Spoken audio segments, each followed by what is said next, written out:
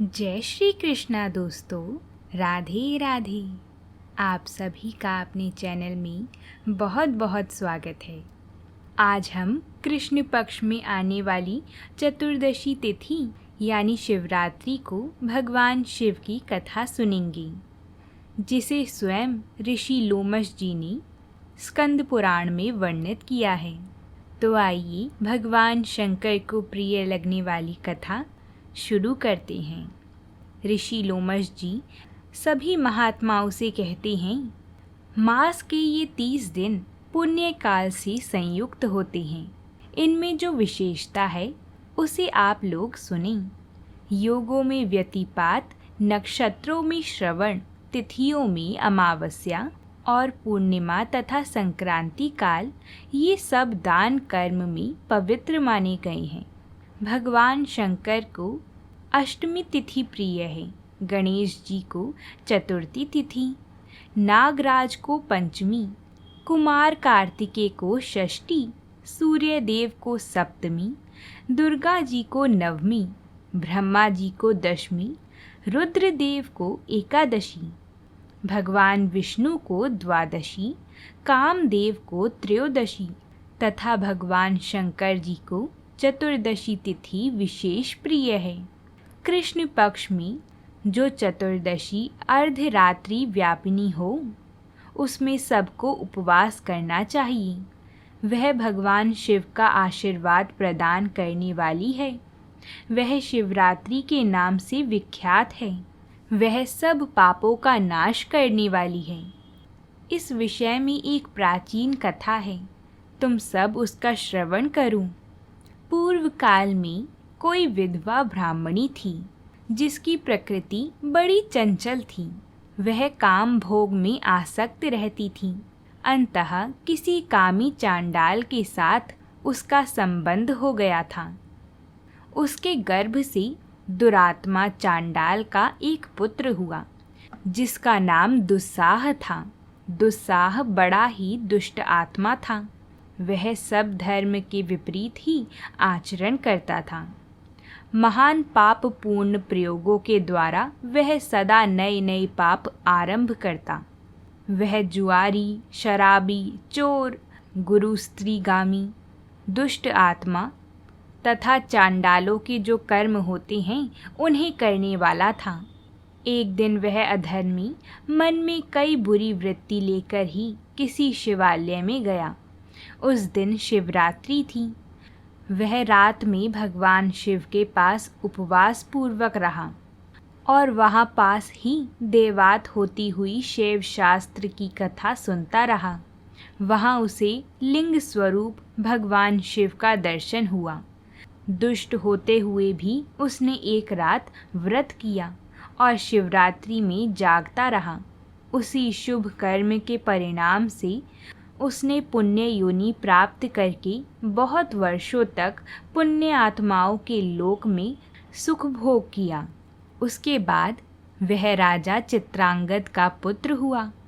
उसमें राज राजेश्वरों के लक्षण थे। वहाँ वह विचित्र वीरे के नाम से प्रसिद्ध हुआ। उसका रूप सुंदर था। उसे सुंदरी स्त्रियां प्यार करती थीं। उसने बहुत बड़ा राज्य प्राप्त करके भी अपने मन में अहंकार नहीं आने दिया। भगवान शिव की भक्ति करते हुए वह सदा शिव धर्म के पालन में ही तत्पर रहा। शिव संबंधी शास्त्रों को मान्यता देकर वह उन्हीं के अनुसार शिव की पूजा किया करता था। भगवान शिव के समीप यत्नपूर्वक रात्रि में जागरण करते, भगवान शिव की गाथा का गान करता और रोमांचित होकर उसके नेत्रों से आंसू झलकते। भगवान शिव की कथा सुनने से उसमें प्रेम के सभी लक्षण प्रकट हो जाते थे।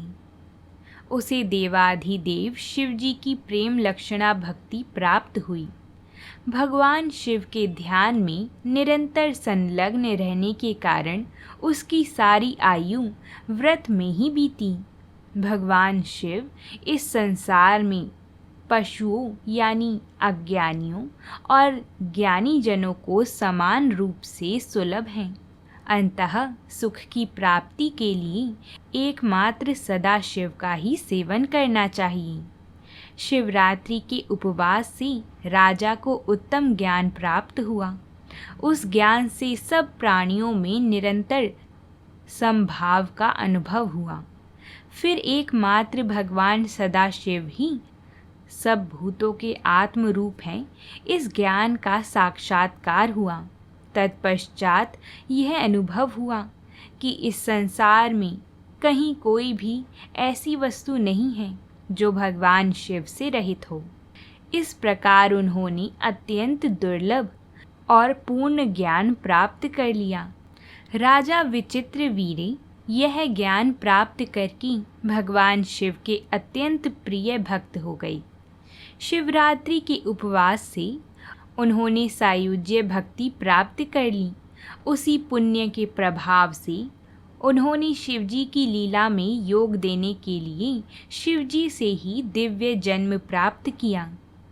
दक्ष कन्या सती से जब शिवजी का वियोग हुआ, तब उनके जटा फटकारने के शब्द से उन्हीं के मस्तक से जो वीरभद्र नामक वीर उत्पन्न हुए, वह राजा विचित्रवीर्य ही हैं। वही दक्ष यज्ञ का विनाश करने वाले हुए। इसी प्रकार अन्य बहुत से मनुष्य भी शिवरात्रि व्रत के प्रभाव से पूर्व काल में सिद्धि प्राप्त कर चुके हैं तथा मानधाता, धुंधुमार और हरिश्चंद्र आदि नरेश भी उत्तम शिवरात्रि व्रत का अनुष्ठान करके ही सिद्धि को प्राप्त हुए हैं। इन सब के अतिरिक्त भी बहुत से कुल इस श्रेष्ठ व्रत के द्वारा तारे गए हैं। देवाधिदेव जगदीश्वर शिव ने अपने वीरभद्र आदि असंख्य गणों के साथ कैलाश में राज्य किया है। वहाँ भगवान रुद्र के साथ ऋषि और इंद्र आदि देवता भी सेवा में उपस्थित रहते हैं। ब्रह्मा जी उनकी स्तुति करते रहते हैं। भगवान विष्णु आज्ञापालक सेवक की भांति खड़े होते हैं। इस प्रकार भगवान महेश्वर कैलाश पर्वत पर अपने प्रतापी पुत्र गणेश और कार्तिकेय आदि के साथ तथा महारानी गिरिजा नंदिनी उमा के साथ महान पराक्रम का परिचय देते हुए इस पूरे संसार पर राज्य करते हैं। तो बोलिए भगवान शंकर की जय हो। इस प्रकार ऋषि लोमश जी ने सभी महात्माओं को शिवरात्रि की महात्म्य कथा सुनाई। ये कथा हमारे लिए बहुत ही पुण्यमयी है। अगर आप सभी को ये कथा पसंद आई हो तो वीडियो को लाइक, साथ ही इस वीडियो को ज़्यादा से ज़्यादा शेयर ज़रूर करें और हमारे चैनल को ज़रूर सब्सक्राइब करें, क्योंकि हम ऐसी ही व्रतों से जुड़ी कथाएं रोज़ लाते रहते हैं। अब हम आपसे कल मिलेंगे एक नई कथा के साथ। तब तक के लिए प्रेम से बोलिए जय शिव शंकर।